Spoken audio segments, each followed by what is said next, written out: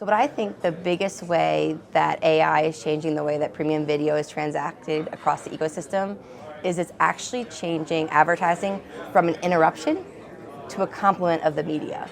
There are so many things that we have seen in the past 12 or so months where instead of even actually just coming from a meeting I was just in an hour ago, someone was watching Good Will Hunting, and it was like an iconic scene where Ben Affleck's in the bar, in Boston. It's energetic, it's loud. They cut to an ad break, and the first ad is for Pampers. Like, what a mood killer. So how do we find a way to carry the emotion in an ad break so it complements what's actually happening in the shows themselves? That is what I think AI can help us do. That helps not only the brand, because they're identifying with the content, the viewer, because they actually feel like it's cohesive. They're not waiting for the next ad break to go run to the bathroom or go get a snack. They actually can't wait to see what happens. If you think about the Super Bowl, I am a self-proclaimed media nerd, so I actually watch the Super Bowl unless the Eagles are in it. I mean, go Birds, we'll see what happens. But I watch the Super Bowl for the ads, because people put so much time, attention, and emotion into the creation of those ads that complement the media, and I just think it overall enhances the entire experience of that premium video content in the biggest screen in the home. That idea of complementing the media as opposed to just providing efficiency and other production attributes. Wanted to know, what other ways do you see automation improving actual outcomes for advertisers, not just efficiency? So I think we have so much work to do, especially in the premium video space, in automation. How do we find a way to remove the slog from the everyday world of creating an ad unit, a video ad unit, and getting that up in the right places in front of the right audiences for whether it's the publisher or the buyers, and how we can, I think, really focus AI in the space of automation there to drive for advertiser outcomes actually goes back to the engine room. And how do we find ways to enhance and simplify the pitch to pay process? So instead of all of the incredibly smart people that work in advertising working on how to previously ship tapes from one place to the other, to now, moving Excel spreadsheets and PowerPoints across different ecosystems, we can have them focus in on strategy and driving outcomes. So in my mind, the way that automation really is driving into outcomes is by opening up the capacity of all of our organizations in the premium video ecosystem to actually have real conversations with real people, as opposed to just trying to figure out, which PowerPoint version was the last one that I was supposed to send over. Karen, premium video has always been kind of associated with this idea of very careful, handcrafted services, from buying to planning to creation. So with the emergence of agentic buying really kind of coming to the fore at this moment, how do you see the impact there? So I think, to your point, from an advertising perspective, agentic buying feels really scary.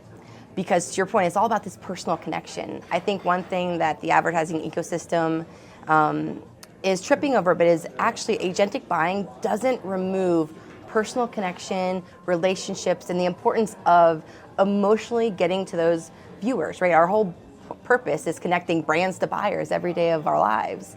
But what agentic buying helps us do, again, comes back to simplifying the process so the folks that are driving for those outcomes for those buyers actually have time to do so. We actually just announced something yesterday. It's a combination of RPA, Freewheel, Newton Research, and NBCU. We're automating the buying process between a buyer and a seller for both linear and streaming, first of its kind, through agents. So something that would take days, weeks, months to activate takes minutes. So by returning all that time back into the ecosystem, into people's calendars that we all know are stacked back to back, what do we think we could do next? So I actually think we're just at the forefront of how we're going to enable agentic buying or agents and AI to help us simplify what we're all working on, so we can actually do the really hard work that we all want to be doing. Let's talk more about that hard work.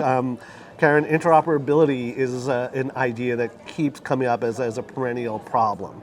So with with that in mind, what needs to happen for AI tools across platforms to work together at scale and more seamlessly and more simply? Man, simply, doesn't that sound lovely? I mean, if we could just make buying TV simple, what would the world even look like?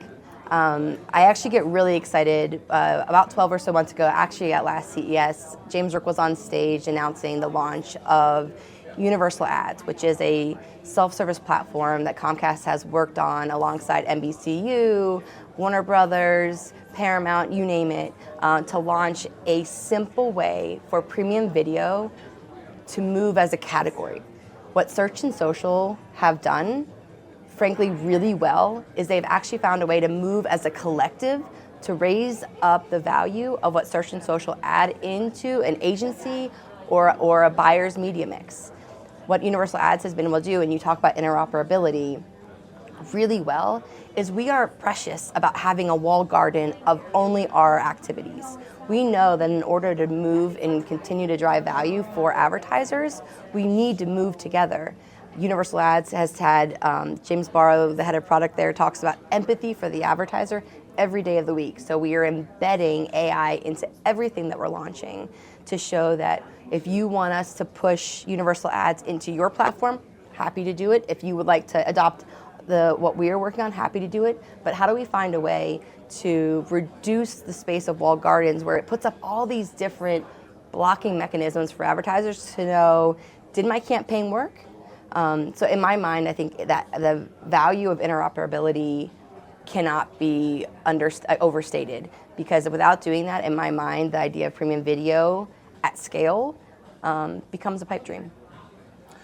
Karen, let's stay with the idea of pipe dreams. We're at CES, it's the land of pipe dreams and looking forward. So with that in mind, what excites you the most about where premium video is headed? So I'm not probably surprising to you. I'm a relatively excitable human. I've been in media at Comcast for about 15 or so years. And what gets me so excited right now is I believe that we have an opportunity leveraging all the things that we just talked about to literally reinvent the entire advertising experience in premium content. I think about things like we talked about, moving out of Excel spreadsheets, moving into emotional connection with the TV viewer.